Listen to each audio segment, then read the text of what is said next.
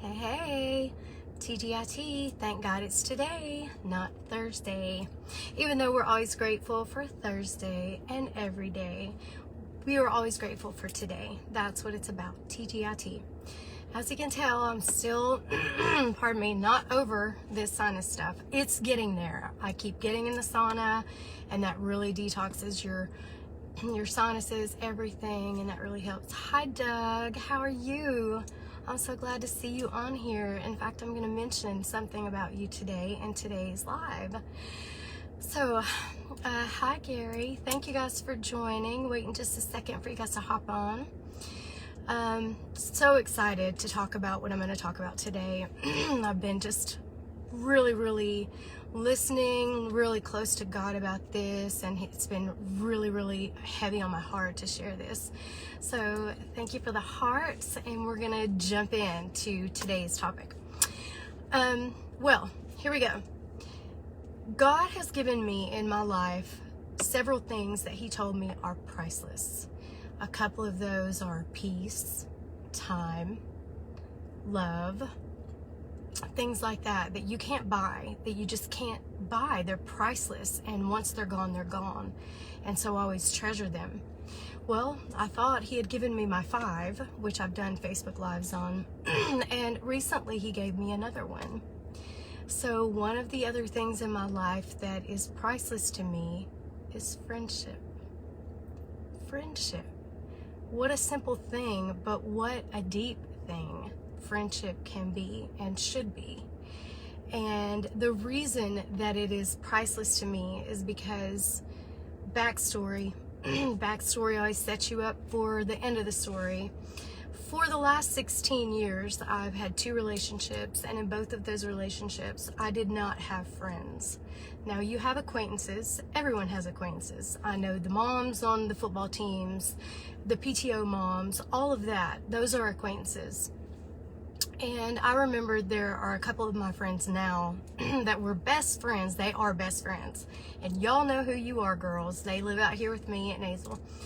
And I would just always see their friendship and just love that, and just wish that I had that friendship, that just companionship of them just being together as families, as friends, cooking out, traveling together. I never had that for 16 years.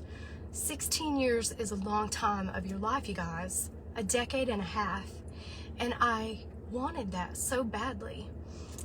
And I couldn't have it. I was not allowed to have that. My beautiful home that I had, I didn't have friends over, just like a girlfriend to come over and hang out with me, talk with me. It was just not allowed. And it was something that was missing desperately in my life. So current story, after all of that time and I had my breakup, I decided I want friends. I don't want to date. Y'all all know I'm not dating. I don't want to date. I really want friends. I want great friends, and I want some great girlfriends. So God inspired me and gave me this idea to create a singles group that's not for dating, that is strictly for friendships, to have people to do stuff with. I knew I was lonely, I knew I was hurting, and I wanted friendship, and I didn't want to always do things alone, like go to a concert or travel or whatever it was that I was doing. And so I thought, why not make a Facebook group of single people so we can all meet each other? So I made the group, and guess what? It has taken off. There are over 1,200 members nationwide, and it's still growing. I mean, the requests are coming in daily. It's amazing. I think we're going to have to branch out and create groups by state or by area of the United States. And it's just amazing. Like, I have all of these friends now that are like family to me, that have got my back and I have their back, that I can call night or day, and they can call me night or day. And we do, Doug.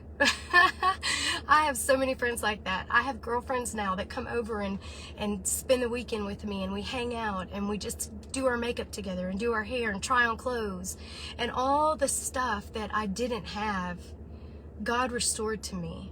Everything I was missing, God has restored to me completely.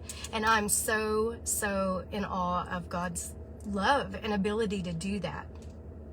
And all of you guys, my tribe, all of you guys, like when I went through my breakup, so many of you reached out to me and messaged me and called me and came over, and you were there for me. And I would never have made it through the times that I went through without your support and friendship.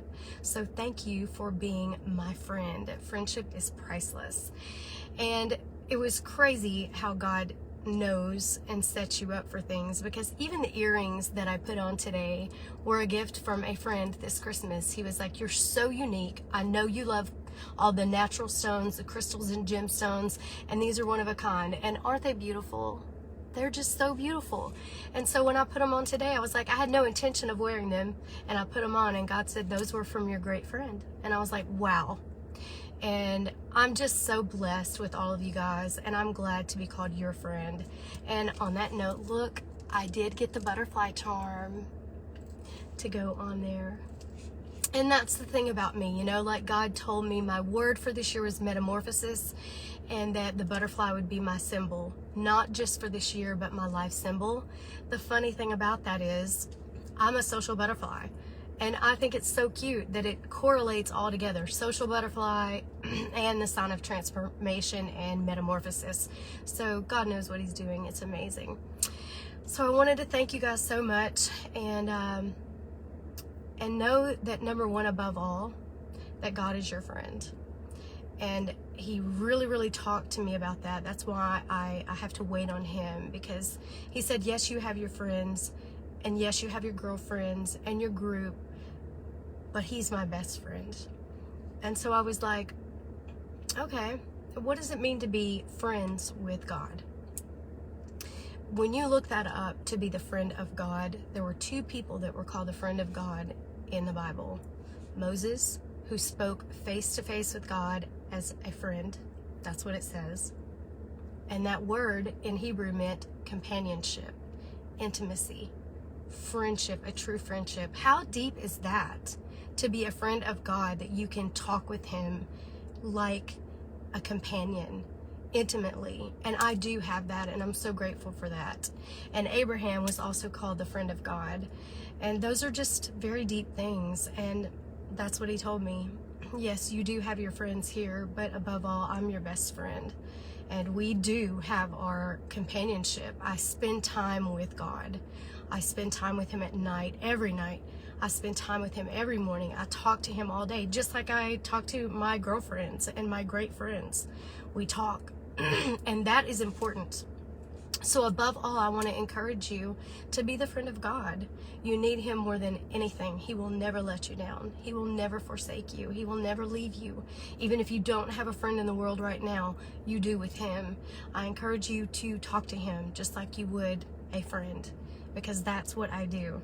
I literally talk to him, and he talks back to me. And it's amazing to have that intimacy, that friendship with God. It is very deep and very touching. And I'm so grateful for God's friendship and for your friendship, my tribe. I love you guys so much. Thank you for sharing this time with me. And if I, like I said, could encourage anything, talk to God, spend time with him.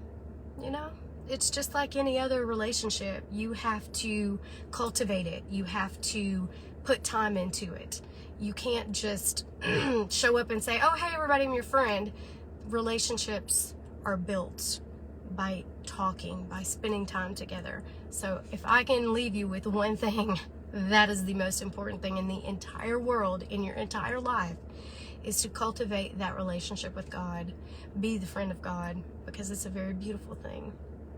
And you guys are a beautiful thing. Being my friend, being there for me being here for you. I get your messages. We talk. I've heard your stories. It's so incredible to me that we have worldwide members on TGIT. Lady commented the other day, she's from Germany, Australia, Africa. One of my friends that's a minister called me while I was in Las Vegas with my sister. And I said, hey, sis, I've got to take this call. This is a great minister friend of mine from Africa.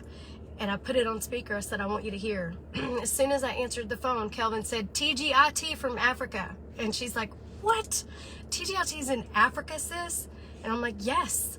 We are a tribe. We are a huge worldwide international tribe already. I'm excited to see what God's going to do with TGIT, with all of us. Thank you for the journey. Thank you for being here with me. Thank you for being my friend, and I am very proud to be your friend. I love you all so, so very much, and I hope you have a wonderful day wherever you're at. Have a wonderful day. I love you, TGIT.